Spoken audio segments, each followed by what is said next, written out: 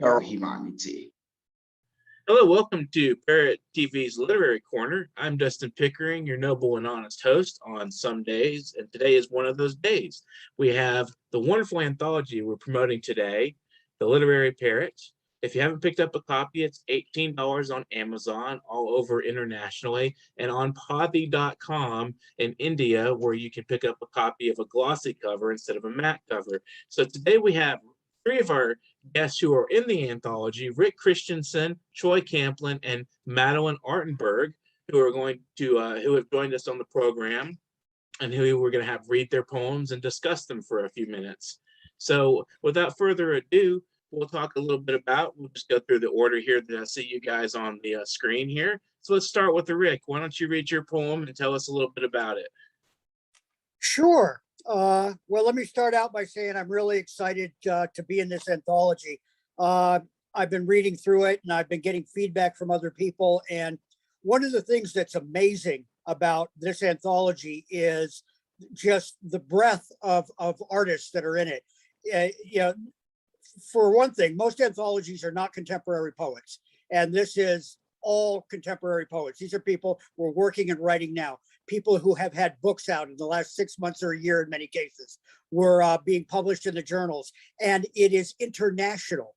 You know, there are people in here from everywhere, and so that's really exciting. I mean, we've got last year's National Beat Poet Laureate in this book. We've got folks like Troy and Madeline, and you know, and then you've got hitchhikers like me who get to come along and join the team. So really excited about this, and so pleased that the sales are going well, and really glad to have this opportunity to participate today.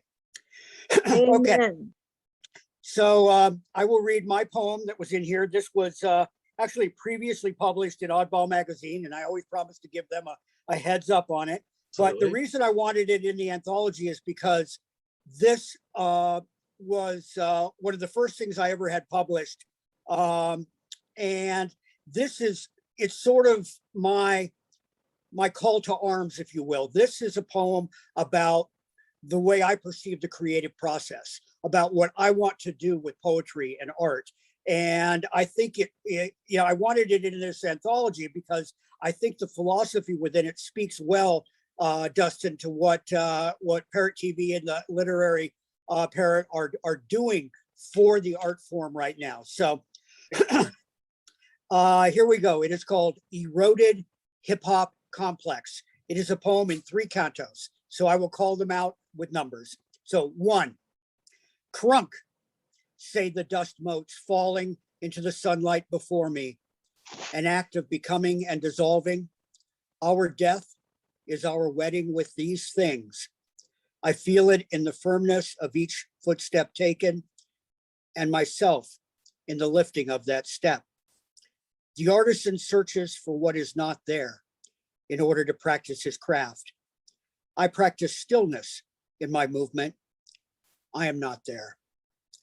2, crunk, say the joints that ache while they dance through the floor. Anxiety makes me warm, and so I contribute to the process. I make trinkets to prove that I exist. I display them to force their existence. Even tea will intoxicate if only you drink it quickly. The body will nurture the mind and provide bad advisement. 3, crunk, say the utensils that I have laid down after their use. I am much too small a place to live. I must stretch and groan into fullness. I have pulled my own existence out of this fissure. I have not forgotten the traces of my gifts. I remember the poverty of emptiness. I will not travel there again. The flavor of optimism builds on my tongue, and I swallow. Thank you. Excellent, Rick. Thank you for sharing that. That's a wonderful poem. It's strong, and it's perfect for the attitude and approach of this anthology of contemporary and getting a lot of people in the mix. So moving on to Troy Camplin's poem. You're on mute, by the way. You need to unmute yourself just to caution. Troy Camplin is a wonderful scholar. He's got a great poem in here, two poems in here because this was very short. So if you'd like to read those two and give us a general impression of what you've read that you find interesting about this anthology. You can give us a little bit of some background into what your impressions are of the overall production. Well, I mean, it's sort of hard to follow up on what Rick had to say, because Yeah. it pretty much, he pretty much covers all the bases. I mean, there's an amazing variety of work, from, very sort of contemporary feeling, your postmodern verse, so to speak, to, works like mine that have, form and regular rhyme, regular rhythm. In these particular poems, also then going back to sort of, traditional stories, whether it be, Greek or, or Norse mythologies. And yeah, it's like, it's amazing how much that it covers globally. So yeah, like I said, I mean, there's really not much that I can add to what Rick had to say about it. Now, as for my own works, Mhm. yeah, like I said, that in this particular case, we have two works that focus on two different kinds of mythologies. Um, a lot of the stuff that I've done in the past has mostly focused on Greek, because I know Greek mythology rather well, particularly, familiar with ancient Greek tragedy Mhm. for dissertation purposes. um, but I've tried to wander off into other things, Norse mythology. In particular, I've recently read the Poetic Edda, so that sort of gets into where where I'm at with the second poem anyway. Mhm. The first poem goes to that interest in Greek mythology, and it's titled Stino's Lament. My sister raped by cruel Poseidon, sea that swirled between her thighs, and I stood by my sister, so I shared her fate. Men flee before my stare, for if they catch my eye, to milky marble they'll become. I stand them in my garden, stony sentinel, to warn away the wise and wary. Hand of bronze will bring my sculpture garden full of mutilated men, and yet she's gone. My sister, murdered by a mortal man, her scaly torso prone, the light of dawn reflecting in the blood that, headless, ran. My gorgeous, gory garden can't assuage my guilt, eternal age. Thank you for that. You can read your second one as well if you want to do that.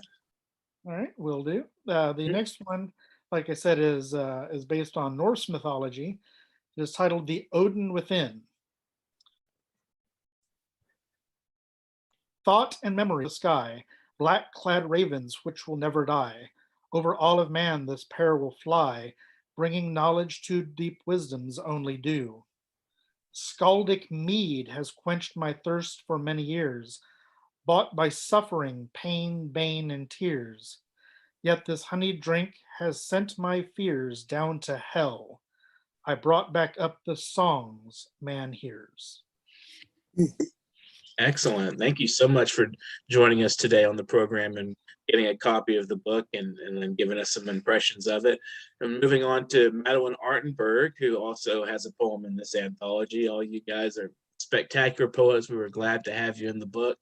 So Madeleine, what are your impressions of what you've looked through so far of the book? Well, first of all, it's very ballsy of you to put the word unique on the cover, but actually that's true because, again, what Rick said, there's so many voices from all over the world. But one thing I do notice, because that's what I connect with, they're honest and raw and Mhm. deep, and there's no holding back. And I know that's why I'm in there. That's why, Mhm. all of us are in there. And so I love it.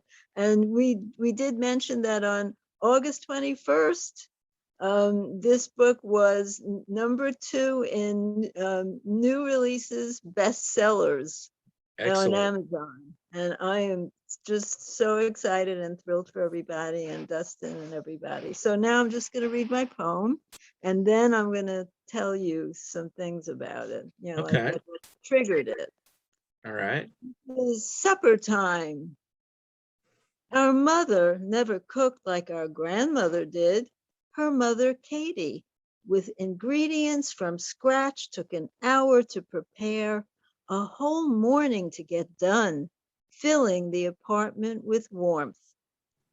Our mother reduced food to its driest, flattest state, broiled what should have been babied on top of the stove, or tenderly minded inside. Our mother would throw under the broiler flesh or fish, never look until edges curled into the same brown, no matter what it started out as, until it toughened up like a wrestler, punching our teeth and gums as we tried to chew.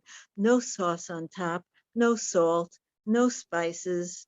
We couldn't talk much for all the effort needed to eat the halibut or dry white chicken. We couldn't complain, couldn't ask for things we weren't getting, like allowance or summer camp, couldn't plead with her to stop hitting us, stop screaming.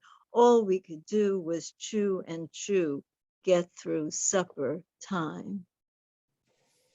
Wonderful. Passionate. Love it. So tell us a little bit about that poem. Yes. When I started writing, like a few years after, I was in a workshop called Food and Poetry, and we were discussing recipes, and then we had to write, in the spot a poem, and almost to a T, it was mostly women. They were all these happy stories about, cooking and eating with the grandmother and the mother, and I'm sitting there thinking, God, I hated supper time. And the whole thing spilled out. I barely have edited this. So, it just like Hmm. spilled out. And the interesting thing is when I started performing it, so my experience was like the whole thing was so horrible, but I didn't realize as I wrote it that in places people started laughing. And I remember the first time I ever read it and I made a face, it's like, oh my God, they're interrupting my reading here. Why are they laughing? I had Hmm. no idea until I, read it again at home, and then it kept happening. And I realized, oh my God, there's a lot of funny things. It's dark humor. And so my poem taught me something. And of course, we all know how that happens. And that's what's so exciting about poetry. Absolutely. The process of discovery. So Mhm. we have some time left, so I'm just going to kind of go through and ask a couple of questions about what you guys think of such and such, or So starting with Rick, how do you feel about our other two poets here who've read? What are your impressions of their work? Well, I will start with the caveat that Madeline is a good friend, and I started out as a fanboy of her work because I heard her read at, I believe it was Uncloistered, and absolutely fell in love with her work. And she had this incredible poem that was in Rattle a few years ago that completely presaged the Me Too movement. I mean, it was as though she was prescient. And so I connected with her and did my best to be charming, and consequently we've become very good friends. And in Mhm. fact, at her invitation, I came to New York a few weeks ago and was able to participate with the Fahrenheit group, which was a great honor for me. And so Madeline could write a grocery list, and because I know the personality that's behind it, I would find it scintillating and encapturing. Troy, what I've read a number of you've got a page where there's a number of your poems on there, and what I am consistently struck by is your scholarship, and that's what comes from me. You're a great writer, but there's a depth of understanding of your subject matter and an understanding of the forms that you're working in. You know, I read a lot of form poetry, and particularly, and I'll get in trouble for this, but particularly the latest crop of MFAs who've had, you know, 2 forms classes. Yeah.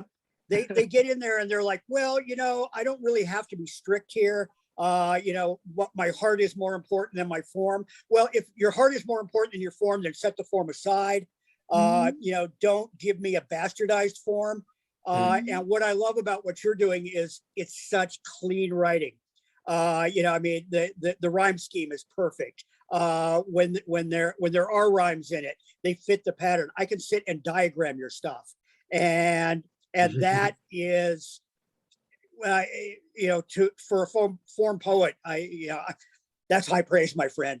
What you're doing is very special, and we need to have that, because there are not enough people working in the strict disciplines these days. I'm actually taking a form class this fall with one of the mavens of the art, Maria Nazos, who I think had the only pantoum published in the New Yorker in the last 40 years. And so what I'm hoping to get from it, I do not anticipate, and am not arrogant enough to think that I will ever be a form poet to the level and degree that you are. But I'm hoping that what taking this class will do for me, and forcing myself into forms, will be giving me, you know, some discipline in the free verse that I'm doing, and help me in the rhythms of, you know, my rhyme scheme. You know, I do primarily narrative poetry, and you know, I'm tending towards more personal and lyrical stuff, and I'm really hoping that I can be like some of these MFAs and kind of bastardize the form enough, but not so much that it is the form, you know, in a bad form, but that it captures the structure, and that it captures the equilibrium that I see in your work. Excellent. Thank you so much for sharing those thoughts, Rick. Troy, what are your thoughts on Madeline and Rick's poems?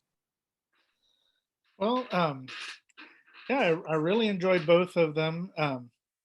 You know, it's not uncommon for us poets to write poetry about poetry, um, and the composition process. Um, I myself have recently been thinking, you know, I could almost put together an entire collection of meta poetry, all about poems. Some of them more obvious than others. You know, and it's kind of hard for us to not do that, right? You know, because we're always thinking about poetry. We're always, you know, thinking about our process, trying to push ourselves. You know, whether it be, you know, trying out form itself, or trying out new kinds of forms. I mean, I used to pretty much exclusively write in free verse, until I encountered Fred Turner, who was a professor over at UT Dallas when I was working on my PhD over there, and he, you know, I knew that he was a formalist. I knew going into his class that I was going to be, you know, doing form. So I spent a whole summer writing like sonnets, and so I ended up with something like 100 really bad sonnets. You know, I at least got rhythm and rhyme somewhere toward the end of the summer, so that I didn't feel like I would be a complete disaster in that. Right. So you know, so feel encouraged that it you know and then it's fun, you know, sort of once you get it to go, then go, well, let's mess it up a little bit and see what happens. So I certainly encourage that. I really enjoyed Madeline's poem as well. You may have noticed that I was indeed laughing on occasion. Some of the imagery is really fantastic, really funny. You know, I could very much imagine those things. I've been cooking since I was 11, because my dad got laid off from work, and after about a week of his cooking, I told my mom I could not continue to live this way, and and I demanded that she teach me how to cook. Mhm. And so I really relate then to that whole to cooking. I've in fact written a couple of poems on cooking myself, so I could really relate to that. I could really, sort of get where that was coming from, and like I said, the imagery was particularly strong for me precisely because you know, because I do cook and I've seen these things. I've experienced, cooking of that sort, whether it be from my dad or my mom, who absolutely hated spices of any sort. So Mm. I expanded my repertoire in that direction. But yeah, I very much enjoyed both poems and could very much relate to them both. Well, thank you, Troy, and I'm glad you enjoyed that. I'm glad we got a dialogue between you and Rick on formal versus informal merits of the two. So, Madeline, what are your thoughts on Troy and Rick's work? Well, we'll start with Rick, and we are very good friends. And I swear, Rick, I think you are 50% heart and 50% sponge. And the reason I say that, I'm writing since 92, I have never seen anybody absorb things and at such a speed just keep learning, growing. The poems are getting better and better like every minute. It's astounding to me. So it's just such a pleasure. And I know you were fangirling, whatever, me at the beginning, but it's been such an incredible relationship. I just love it. And, we share lots of things about poetry and where to submit and what we think about writing and personal things and whatever. It's delightful. So what I wanted to say, and that the poem is, it's strong, and I know you're even beyond that. What I did want to say about Troy is it's very interesting because Troy, when you were talking, you started with that portion, very erudite, very scholarly, and then bam, you start that poem with that violent beginning, and the whole thing is like boom, boom, bam, bam. It's so strong. I mean, it could come out of the Odyssey, the Iliad. So it was such a contrast to how you were very politely and scholarly, describing different things. So I just wanted to say that, your work blew me away, as did Rick's. Excellent. So, Troy, what are your thoughts on the cover of the literary Parrot? What do you think of the symbolically or what it implies to say a collection of literary voices of unique writers? Well, if you sort of think about it, parrots are famous for speaking, but they don't actually speak. They simply repeat back anything that they've learned. And of course, we all do that necessarily. I mean, we didn't spring into the world speaking language. We absorb that from everybody around us, and we parrot phrases all the time. We get things from our favorite poets, and we'll parrot a line or make an allusion or something along those lines. And so in one respect, we can't ever be truly unique because we're always already thrown into language, thrown into a culture, thrown into a tradition that we're always necessarily parroting. At the same time, that we have our own unique, perspectives on things. We have our unique um, experiences within that culture, experiences with that language.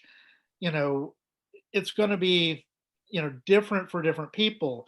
I mean, I grew up in Kentucky, for example, in rural Kentucky, so one can imagine what that language was like compared to then the languages that I have accumulated going through college, going through grad school.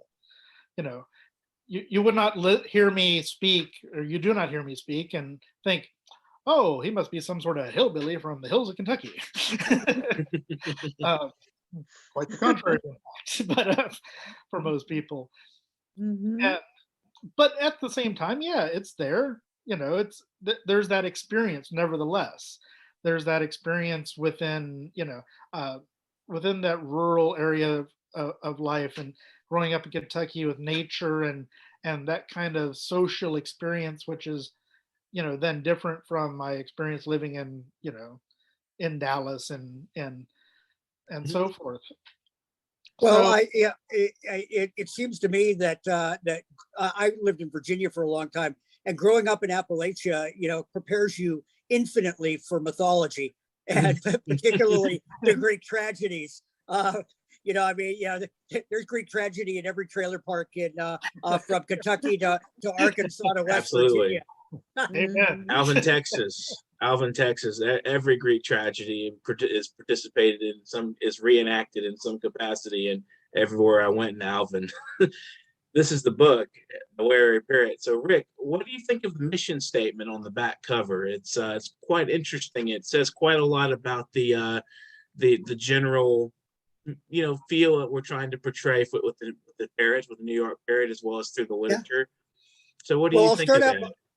I'll start out by saying that it's not a surprise, because one of the things that Parrot TV and Parrot Literary Corner has been just very explicit about since day one is this mission, as it's so well written and encapsulated here. You guys are promoting and celebrating not just art, but fearless art. And artists who are not afraid to be who they are. One of the things that strikes me about this group today is I think I'll throw myself in here. We're all decent poets. Well, you guys are great poets. I'm a decent poet, but we're all very different poets. Mm-hmm. And Dustin, I've read your work, and Mm-hmm. I've read your formal work, and I've read your free verse, and I've read your stuff that is borderline beat poetry. And I think what everyone in this book has is a very unique voice within, as Troy was saying, we are all functioning within, we're all writing here in the English language. We're all writing within a set of traditions. But we're each finding, we each come up to the spigot, turn the water on, but then we're making our own little ice angels out of it. And what Parrot does is really foster that environment. In the pages of the book, even you've got quite a bit of poetry where English is not the first language of some of these poets. You've got wonderful poets like Amrita Valen, who's a good friend of mine, and she speaks Hindi and a couple of other languages, but she writes in English. And I can see the idiosyncrasies of some of that from it being a learned language, and it enhances her art. Yeah, because so. There's a deliberateness to her use of English language that you don't see with someone where it's your native tongue. Troy, I guess, you born in Kentucky, so English is not your native tongue. So that's maybe part of what gives you this gift with formalism, is how you had to bridge this gap from slurring 8 words together. And again, I could speak out of turn because I lived in Richmond, Virginia, where where everybody talks about what their mother-in-law did for a living. But yeah, I mean, right here, our primary mission is to bridge truth and relevant information gaps between the haves and the have-nots as we liberate people from ignorance. And I'll key in on that too. We all know, and I'm talking too long here, but we all know that there is a dichotomy out there in poetry between the poets who are reading almost exclusively at academic events, and they're getting just into academic journals. And in many cases, in my opinion, there's something sterile about what they're doing, because they're functioning within a very narrow set of parameters of what is acceptable. And what Parrot does is you're out there and you're getting you're getting all of us street poets. You're getting people who have PhDs in something, but who are not bound by that in their writing. They found their voice, they found their heart. They're writing about real things. They're not just writing pretty odes to nature. They're talking about their mother's bad cooking, or their own creative process, or violent rape in ancient Greece as it pertains to a trailer park. Right. You're not finding this in a lot of other places, and that's what's exciting about my affiliation with you and with this book and with this genre. And I mean, there are good reasons why this is on the bestsellers list right now, because this is different than any of the other anthologies that are out there. Well, thank you for all the compliments, Rick, and it is very different anthology. Madeline, what are your overall impressions? We've got a remaining about 3 or 4 minutes left. Okay. So first of all, let's remember that the Parrot, the show is one of the few that lets poets talk about their work. And so that, to me, that's part of the importance of this mission statement, because, most places, you just read your work and people clap, and like they're always clapping, and it means so much to me, to us. And so we thank you. The other thing is that I do take that word unique seriously. I was a photojournalist for 8 years. And the minute a poem popped out, I sold my cameras that week.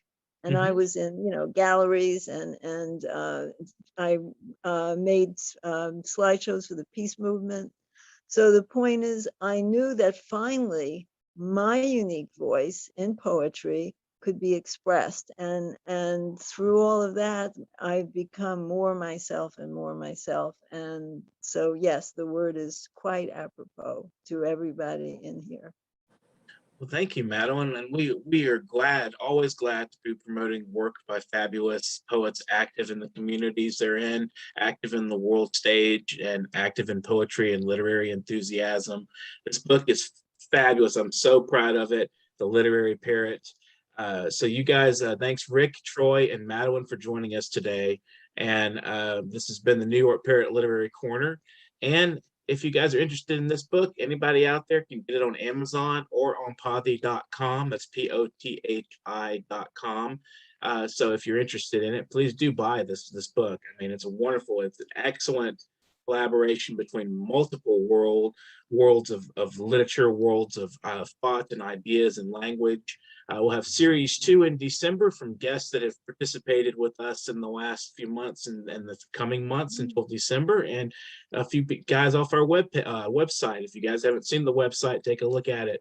It's excellent. It's a news site, and it has a lot of good literature as well on there related to current events. So without further ado, we can also donate. Anybody out there who is willing to part us with some money, part with your cash for a good cause, you can do that at paypal.me/nyparrot. And I believe the 3 of you have donated, so you're exempt.